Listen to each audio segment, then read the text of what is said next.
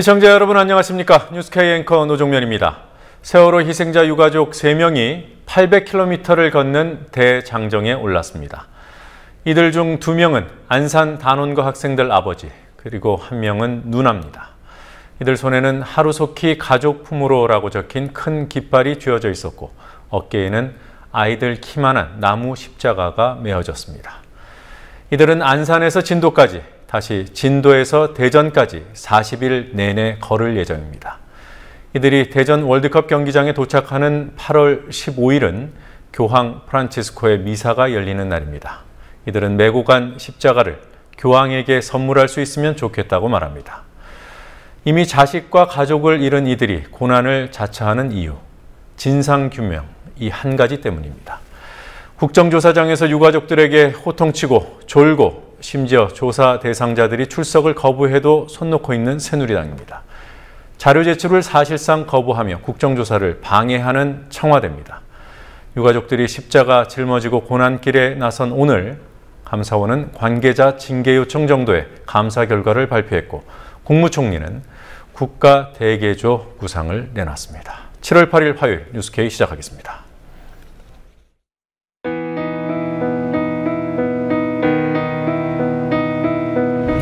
(1960년 4월 19일) 당시 언론은 빨갱이 데모라고 했습니다.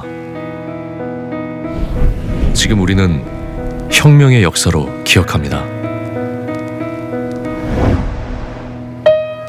1980년 5월 18일 당시 언론은 불순분자의 폭동이라 했습니다. 지금 우리는 독재에 항거한 정의의 역사로 기억합니다. 1987년 6월 10일 당시 언론은 대학생 가두 시위라 했습니다. 지금 우리는 민주주의를 쟁취한 감격의 역사로 기억합니다.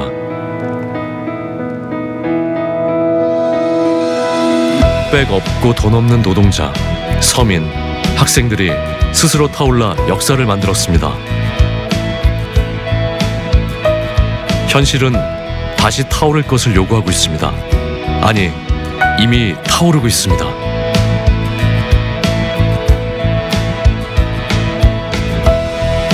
빨갱이를 종북으로, 불순분자를 외부 세력으로, 언론은 말만 바꿨을 뿐 역사를 부정하고 있습니다. 2014년 4월 1일 국민TV가 개국한 이유입니다. 국민TV는 역사를 역사로 기록하겠습니다.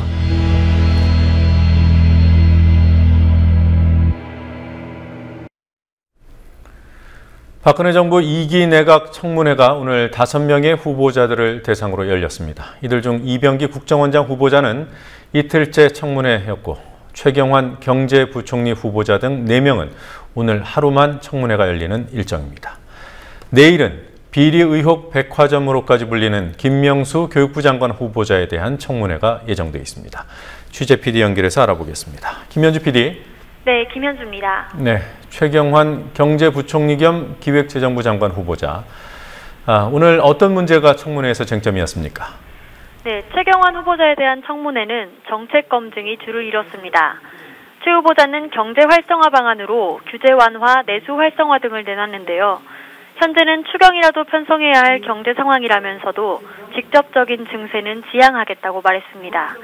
또 국민 건강 증진 차원에서 담배 소비세 인상을 적극적으로 검토하겠다고 언급했습니다. 새정치민주연합 홍종학 의원은 최 후보자의 규제 완화 정책이 양극화를 초래할 것이라며 우려를 표하기도 했습니다. 자, 주택담보대출 비율 LTV 그리고 총부채 상환 비율 DTI, 부동산 대출을 규제하는 대표적인 제도들인데요. 최 후보자가 이걸 완화하겠다고 해서 논란이 되지 않았습니까? 오늘도 같은 입장이었습니까? 네, 최경환 후보자는 부동산 규제 완화 의지를 재차 드러냈습니다. 주택시장 과열기에 도입됐던 규제기에 상황에 따라 합리적인 개선이 필요하다는 것입니다. 야당 의원들은 LTV, DTI 완화가 부동산 시장의 불안정성을 높이고 가계부채를 급증시킬 것이라고 지적했지만 최 후보자는 실수요자가 좋은 금리 조건으로 집을 살 수 있는 여력을 확충해주는 것이라며 일관된 태도를 보였습니다. 한편 참여연대 등 17개 시민사회단체는 청문회가 진행되는 와중에 국회 앞에서 최경환 후보자 임명을 반대하는 기자회견을 열고 경제 민주화를 실천할 수 있는 후보자를 임명하라며 목소리를 높였습니다. 정종섭 안전행정부 장관 후보자 청문회에서는 여러 가지 의혹들이 거론됐더군요. 어떤 문제들입니까? 네, 상대적으로 주목도가 낮았던 정종섭 안전행정부 장관 후보자에게 군복무 특혜, 위장 전입, 탈세, 부동산 투기, 역사인식 등 다양한 문제가 지적됐습니다. 군 복무기간에 박사과정을 수료하고 시간 강사까지 했던 사실을 야당 의원들이 지적하자 논란을 불러일으켜서 죄송하다면서도 상관의 허가를 받았고 법무장교로서 최선을 다해 직무를 수행했다고 말했습니다.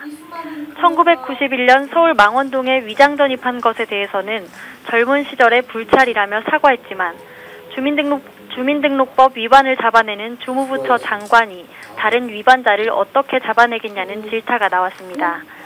지난 5년간 서울대 교수로 재직하면서 사회이사 활동으로 번 돈이 5억 8천만 원으로 교수 봉급 5억 2천만 원보다 훨씬 더 많았다는 지적에 대해서는 과한 부분이 있었다고 인정했습니다. 부동산 투기 의혹은 부인했고 세금 수백만 원을 탈루했다는 지적에 대해서는 국세청이 과세하면 납부하겠다고 말했습니다. 한편 오늘 지적된 여러 가지 문제들이 청와대의 인사검증 과정에서 전혀 문제되지 않았다는 것이 드러나 청와대의 부실 검증이 또 한 번 도마에 올랐습니다. 그리고 정 후보자 청문회 태도가 성실하지 못했다 이런 지적이 있더군요. 어떤 내용입니까? 네, 새정치민주연합 김현 의원이 정 후보자가 쓴 대한민국 헌법 이야기 내용과 관련해 5.16이 쿠데타냐고 질문하자 정 후보자가 책에 써놓은 그대로라며 직접적인 답변을 회피했기 때문입니다. 책에는 쿠데타라고 기술했음에도 이를 직접 언급하는 것을 사리는 모습이었습니다. 계속된 질문에도 대답을 회피하자 정청래 의원은 국민에게 답변하는 청문회 자리에서 책을 보라고 얘기하는 것은 국민을 기만하는 것이라고 질타했습니다. 또 정 후보자가 2010년 4.19 혁명 50주년 기념일에 역대 대통령 중에 이승만보다 높이 평가할 수 있는 대통령이 있는가라는 내용의 칼럼을 쓴 것이 드러나 역사인식이 지적되기도 했습니다. 당시 상황 잠깐 보시죠. 5.16은 쿠데타입니까 아닙니까?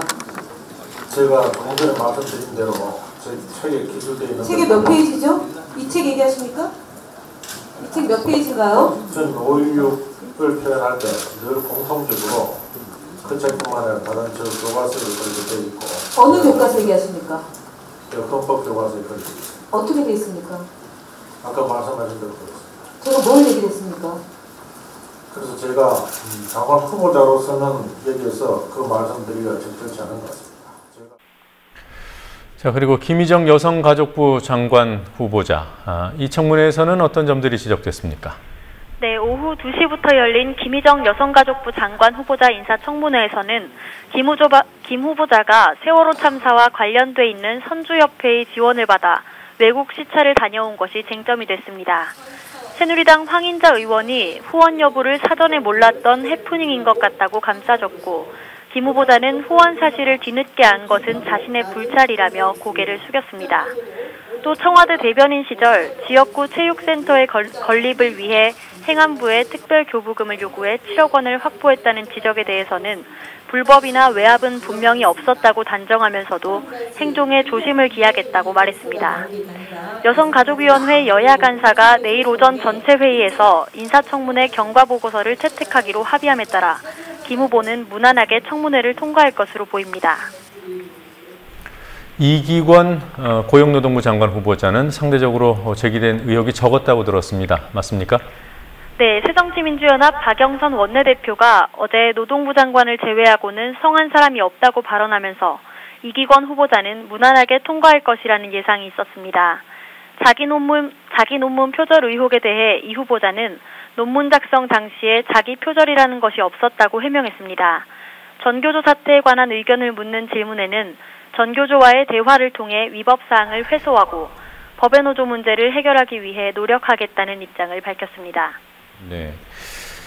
자, 그리고 어제 이어서 오늘도 이병기 국정원장 후보자에 대한 청문회는 진행이 됐죠. 이대로 통과가 되는 겁니까? 네, 오늘 비공개로 진행된 이병기 후보자 인사청문회에서 야당 의원들은 2002년 차떼기 사건 등 정치 개입에 대한 추궁을 이어갔습니다. 하지만 이 후보자에 대한 인사청문회 보고서를 내일 채택하기로 여야 간 잠정 합의했다고 국회 정보위 여당 간사인 이철호 의원이 오늘 기자들에게 밝혔습니다. 민주연합에서는 한때 보고서 채택에 대해 유보적인 입장이 나오기도 했지만 채택까지 막을 이유는 없다는 쪽으로 입장을 정리했다고 전해졌습니다. 청문보고서 채택 과정에서 세부 문안을 두고 여야 간 신경전을 벌일 가능성이 남아있지만 야권의 유력한 낙마 대상이던 이병기 후보자는 새누리당의 적격, 새정치연합의 부적격 의견이 병기돼 청문회를 통과할 가능성이 커졌습니다. 그리고 앞서 정정석 후보자와 관련해서도 잠깐 언급이 있었습니다만 5.16과 또 유신헌법 이것들과 관련한 장관 후보자들의 역사인식이 도마에 오르고 있습니다. 내일 인사청문회에 참석하게 될 김명수 교육부 장관 후보자는 판단이 이르다 이런 입장을 오늘 내놨더군요.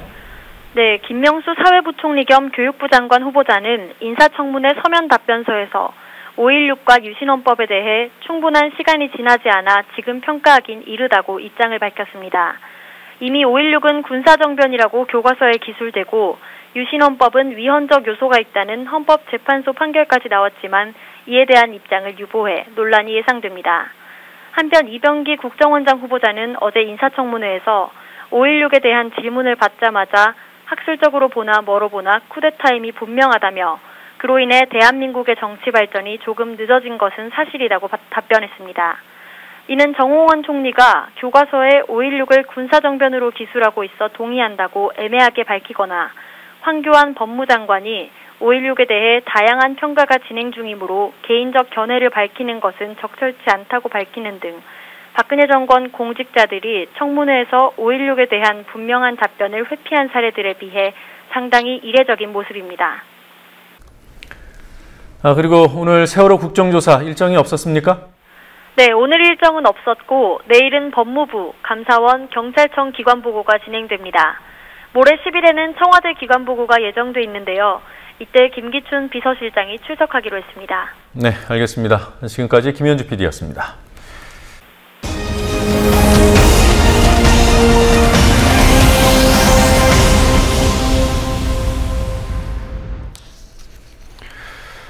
오늘 오전 감사원이 세월호와 관련된 감사 결과를 발표했습니다. 23일 동안 국가기관과 유관단체들을 상대로 감사를 진행해왔다지만 청와대는 근처에도 못 간 감사였고 결과 역시 책임자 봐주기 수준이었습니다. 오후에는 후임자를 못 찾아서 유임된 총리가 정부의 국가 대개조 구상을 발표했습니다. 730 재보선 후보 등록 마감까지 사흘밖에 남지 않았지만 공천 과정은 여전히 어지럽습니다. 오늘의 주요 뉴스들 정리해 보겠습니다. 김용민 PD 나와 있습니다. 어서 오십시오. 네, 안녕하십니까. 네. 자, 이 새정치민주연합이라는 당명이 무색할 일들이 벌어지고 있습니다. 수원까지 전략공천 잡음이 불거지고 있어요. 예, 그렇습니다. 서울 동작을에 출마하려다가 기동민 전 서울부시장에게 밀린 인사지요. 예. 금태섭 전 대변인을 수원에 전략공천할 가능성이 급부상하고 있습니다. 뭐 금태섭 대변인 하면은 안철수 대표의 최측근으로 통하는 인물 아니겠습니까? 금태섭 전 대변인은 동작을 출마가 좌절되니까 대변인직까지 사퇴한 사람입니다. 사퇴할 때 그런 말을 했다고 하는군요. 당 지도부가 수도권의 거의 모든 지역에 출마할 것을 나에게 권유했는데 한 번 동작에 출마하겠다고 약속했기 때문에 다른 지역 출마는 어렵다라고 말했다. 출마 선언을 한 다음에 다른 곳을 출마하는 일은 없어야 한다고 생각한다. 이렇게 말하기도 했습니다. 당일각에서는 전략공천이 아니라 안철수 대표 측근 달래기가 아니냐 이런 지적도 나오고 있는데요. 한편 이 문제를 논의하다가 우원식 최고위원이 회의장을 뛰쳐나갔다는 보도도 있었는데요. 우원식 최고위원은 기동민 전 부시장을 승리를 장담하기 어려운 동작을에 전략공천한 것이 결국 안철수 대표의 측근을 쉬운 곳에 배치하기 위한 것 아니었느냐라면서 항의했다고 합니다. 네, 쉬운 곳이다. 예. 자, 그러니까 수원은 이번에 을, 병, 정 이렇게 세 곳에서 재보선이 치러지죠. 그렇습니다. 네, 지금 금태섭 전 대변인은 어디에 공천한다는 얘기입니까? 수원 정 지역에 공천할 계획인 것으로 알려졌습니다. 네. 수원 정, 그곳은 이제 수원 영통구 쪽인데요. 김진표 민주연합 전 경기지사 후보가 내리 3선을 한 곳입니다. 그래서 쉽다고 하는군요. 예, 그렇습니다. 한편 손학규 고문 같은 경우 수원 8달 지역에 네. 출마할 것으로 알려졌습니다. 그것은 또 남경필 현 경기지사가 내리 5선을 했던 곳입니다. 네. 자, 그곳은 손학규 고문으로 이제 거의 결정이 된 모양이에요. 예, 그렇습니다. 네. 서울 동작을은 정리가 이제 된 겁니까? 일단 그 전략 공천을 받은 기동민 전 부시장이 출마를 공식화했습니다. 오늘 예. 오전에 국회에 나와서 기자회견을 했는데 말이죠. 허동준 예비 후보가 들어와서 그 기자회견을 사실상 방해했습니다. 강력하게 항의를 한 건데요. 언론에 이 광경이 어떻게 묘사가 됐느냐. 아수라장, 육탄전 이런 표현이었습니다. 그러나 이런 표현이 그리 과하지 않을 정도로 상황이 매우 불미스러웠습니다. 네. 허동준 후보 지지자들과 당직자들 사이에 몸싸움이 벌어졌고 말이죠. 허동준 후보가 마이크를 들고 전략 공천의 부당성을 강조하기도 했습니다. 한편 기동민 후보는 기자회견장을 나서면서 14년 동안 지역에 헌신한 사람의 절규를 이해한다라면서도 큰 길에서 하나가 될 것이다 라고 말해서 본인으로 결국 단일화되지 않겠느냐 이렇게 말한 취지였습니다. 허동준 후보 입장에서는 기동민 후보가 23년 친구 사이이기 때문에 혹시 하는 마음이 있었을 텐데 기동민 후보는 결국 당의 결정을 따르기로 했습니다. 일설에 의하면 기동민 후보가 고사하려고 했다 이런 내용도 있었는데요. 네. 예, 어쨌든 뭐 당의 결정을 따르기로 한 결과입니다. 이제 그 허동준 후보가 탈당해서 무소속으로 출마할지 여부가 관심입니다. 네, 뭐 큰 길에서 하나가 될 것이라고 기동민 후보가 얘기했습니다만 만약에 허동준 후보가 무소속 출마를 강행한다면 예. 결국 뭐 다른 길을 걷게 되겠군요. 네, 그렇습니다. 네. 자, 어제 이 시간에 평택을 김득중 후보, 쌍용차 해고 노동자인 김득중 후보가 명실상부한 진보 단일 후보자다 이런 말씀 드렸습니다만 예. 동작을은 정반대의 상황이 연출되고 예, 있어요. 그렇습니다. 뭐 진보 정당 모두 출마하는 양상입니다. 네. 우선 그 노동당에서 김종철 전 부대표가 이미 제일 먼저 출마 선언을 했고요. 오늘은 또 정의당 노회찬 전 대표가 출마 선언을 했습니다. 어제는 통합진보당 유선희 최고위원이 출마 선언을 한 상황입니다. 새정치민주연합 빼고도 3명의 진보정당 후보들이 출마를 하게 된 것입니다. 이런 후보 난립에 대해서 염려를 한 듯 어제 그 유선희 통합진보당 최고위원은 진보 단일화를 제안했고요. 오늘 노회찬 전 대표도 힘을 합하는 방법을 모색할 것이다 이렇게 말했습니다. 한편 김종철 노동당 전 부대표는 일단 아쉽다는 표현으로 노회찬 전 대표 등의 출마에 유감을 표했는데요. 그러면서 담담하게 선의의 경쟁을 하겠다 이런 입장을 밝혔습니다. 네. 자, 아쉽다라는 표현 어떤 의미가 있을까요? 뭐 잘 아시는 대로 김종철 전 부대표는 민주노동당 또 진보신당에서 노회찬 전 대표와 함께 정치를 해왔죠. 예. 각별한 사이로 또 알려져 있습니다. 김종철 전 부대표는 동작을에서 이른바 생활정치 활동을 오랫동안 벌여온 인물인데요. 올 초에 스스로 목숨을 끊은 박은지 부대표도 바로 이 동작 출신입니다. 두 사람이 함께 생활정치를 실천해 왔는데요. 김종철 부대표의 입장에서는 유력 인사들이 지역구를 동작을로 옮겨오는 것에 대해서 아쉬움을 표한 것이 아닌가 이렇게 또 맥락상 풀이가 됩니다. 네. 자, 동작을 뭐 여당도 고민이 컸던 곳 아니겠습니까? 예. 새누리당 어떻게 한다고 합니까? 뭐 참 돌고 돌아서 나경원 전 의원이 유력할 것 같습니다. 예. 김문수 전 경기도지사 어떻게든 설득해서 서울 동작을에 출마시키려고 했는데 본인이 끝까지 고사했단 말이죠. 네. 그래서 나경원 전 의원 설득했는데 본인도 부정적인 뜻을 표했습니다. 그래서 재성호 중앙대 교수 그리고 심지어 이분 채널에 의해서 쾌도난말을 진행하는 박종진 앵커 이분의 영입설도 나왔습니다. 그래요? 그런데 이제 박종진 앵커 뭐 출마할 일이 없을 것 같습니다. 쾌도 낙마 할 일이 없을 것 같아요. 나경원 전 의원이 결국 동작을에 출마하기로 마음을 굳힌 것 같습니다. 내일쯤에 나경원 전 의원이 출마를 발표할 것이라는 전망이 우세한데요. 오늘 이완구 원내대표가 나경원 전 의원을 만나서 마지막 설득을 한 것으로 알려졌는데 민주연합 후보가 지금 파행 속에서 공천이 확정됐고 또 진보정당 후보들이 사실상 난립하면서 이대로 나오면 되겠구나. 승기를 잡았구나. 이렇게 판단한 것 같습니다. 앞서서 이완구 새누리당 원내대표는 윤상현 사무총장이 김문수 카드를 밀어붙이는 데 대해서 이러다 당이 망가진다. 이런 말로 제동을 걸었습니다. 윤상현 사무총장은 어제 김세현 사무부총장을 김문수 전 지사가 가 있는 소록도로 보내서 막판 설득을 했는데 실패했습니다. 윤상현 사무총장과 관련해서 오늘 아주 재밌는 또 일화가 있었습니다. 강동원 민주연합 의원이요.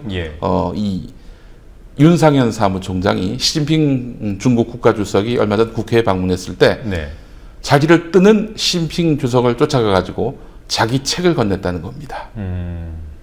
작년에 이미 박근혜 대통령이 국회를 방문했을 때 의전을 담당하는 국회 사무총장을 밀치고 자신이 밀착 마크를 해가지고 여러 가지로 무리를 빚은 바 있었던 윤상현 사무총장이었거든요. 왜 자신의 책을 꼭 시진핑 중국 국가주석에게 건네야 했는지 그 책에 어떤 뭐랄까요, 노이즈 마케팅을 하려 했던 것은 아닌지 하는 그런 추측까지 해보게 됩니다.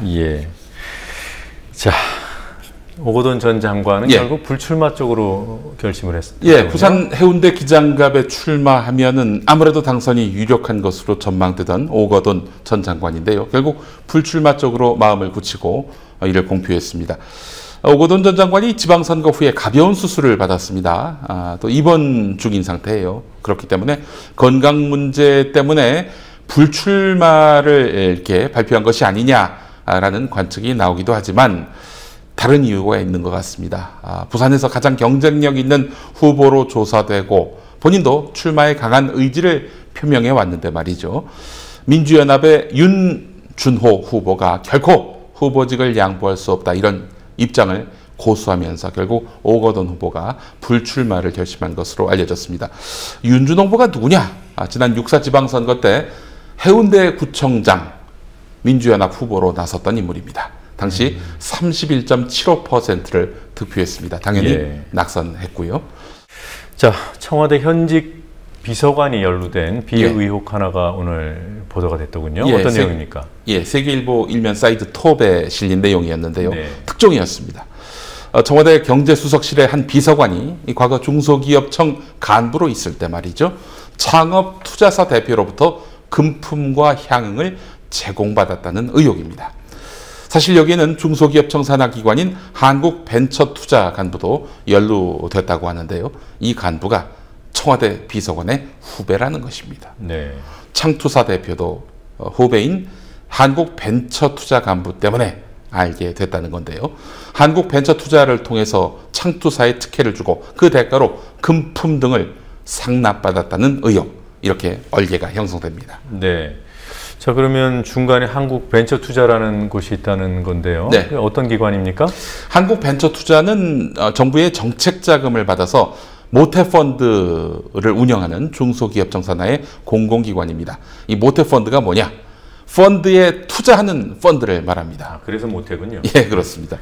특정 펀드에 정부 자금을 투자하는 방식이긴 하지만 정부 자금의 운용을 아예 맡기는 그런 특혜가 가능합니다.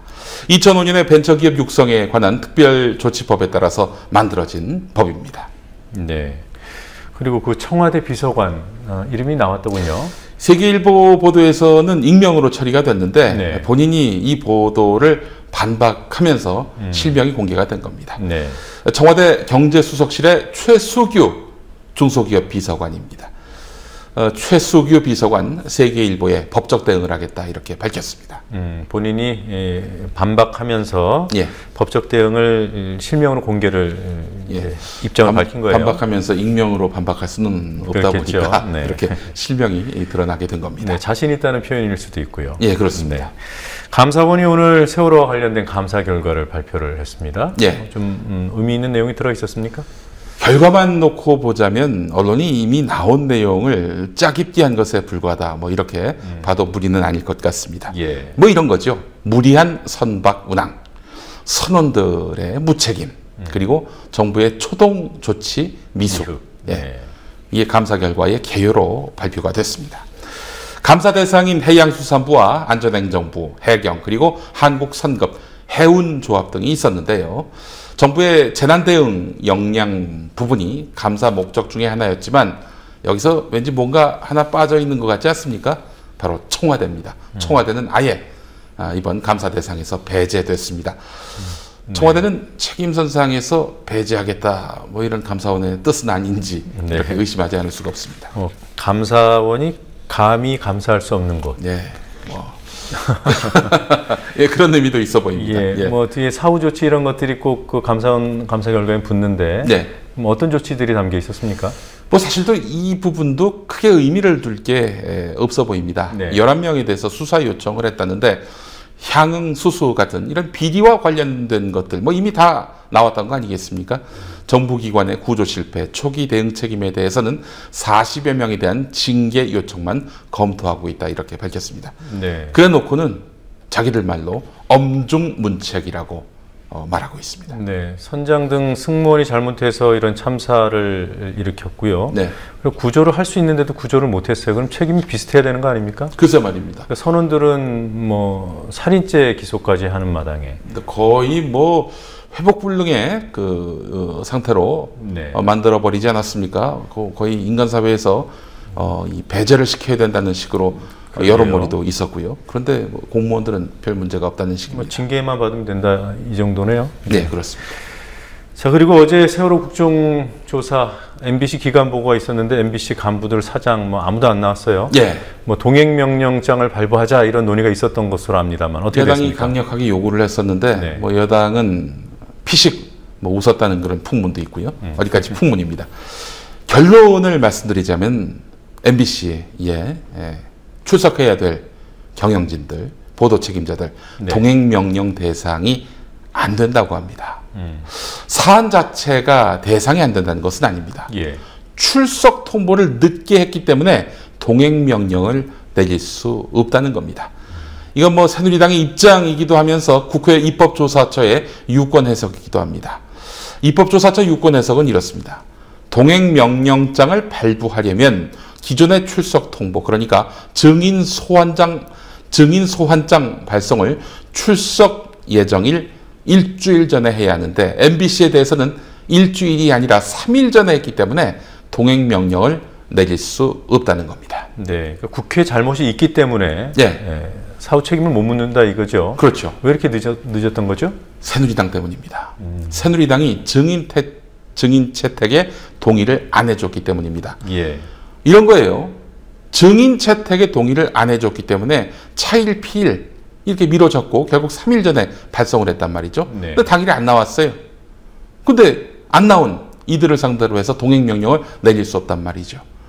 자, 그렇다면은 앞으로 민감한 증인들의 경우 여야 협상에서 시간 끌기만 해도 국정조사를 무력화할 수 있다는 매우 안 좋은 선례가 생긴 것입니다. 그렇습니다. 이거 야당이 대책을 만들어 놔야 될 것 같습니다. 새누리당과 MBC의 세트 플레이가 아니겠는가 하는 그런 관측도 있습니다. 그렇게 똑똑할까요?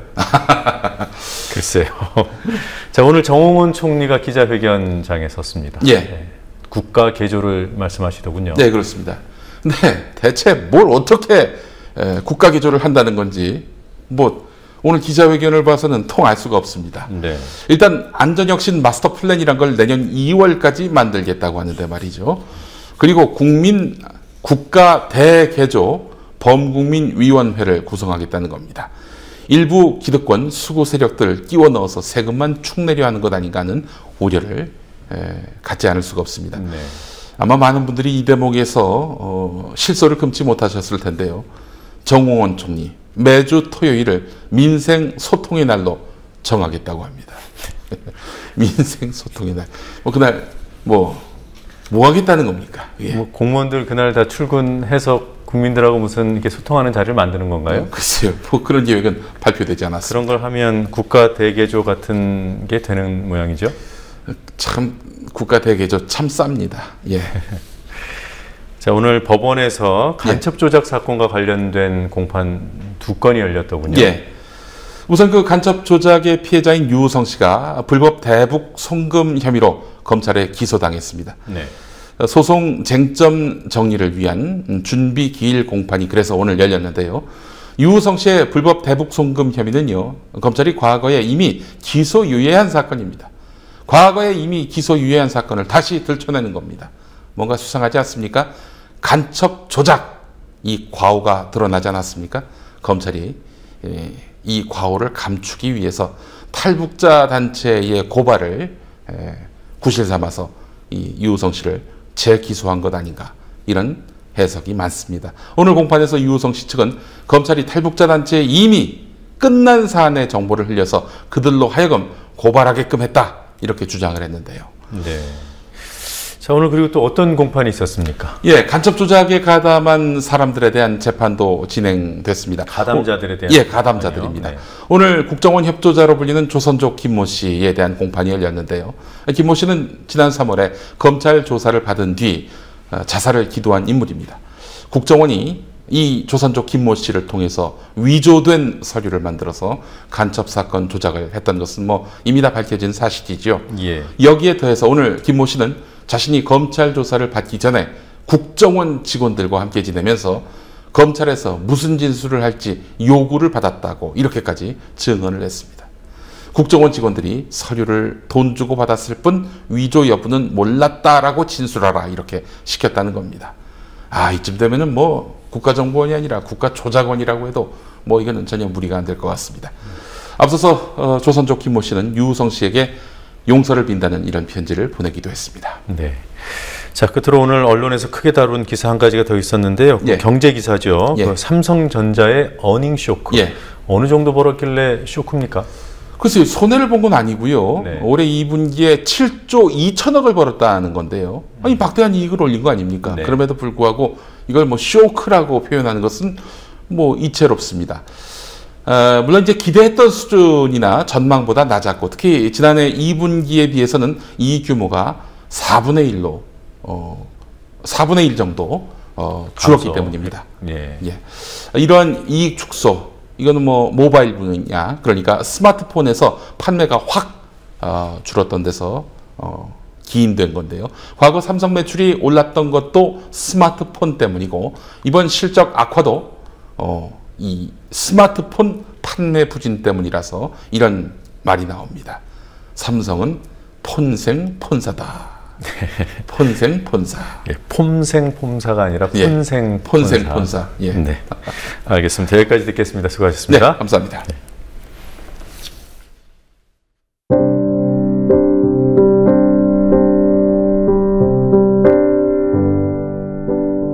대문간에 꽃이 왔습니다. 당연한가요? 드나들 때마다 꽃이 마중하고 꽃이 배웅합니다. 수시로 인사하는 생명이 꽃뿐인가요? 밭에서 천물 참외를 따왔습니다. 굵은 참외 대깨. 돈으로 계산하면 아무것도 아니지요.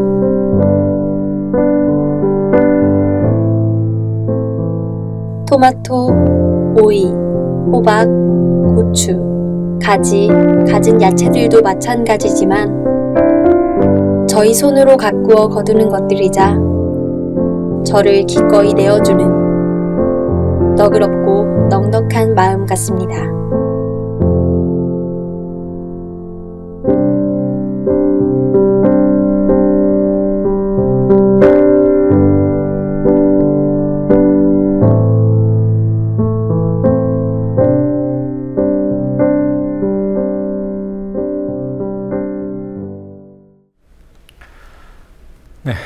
내일은 뉴스K 진행을 황준호 팀장이 맡을 예정입니다. 저는 다음 주 월요일에 인사드리겠습니다. 뉴스K 마치겠습니다. 시청해주신 여러분 고맙습니다.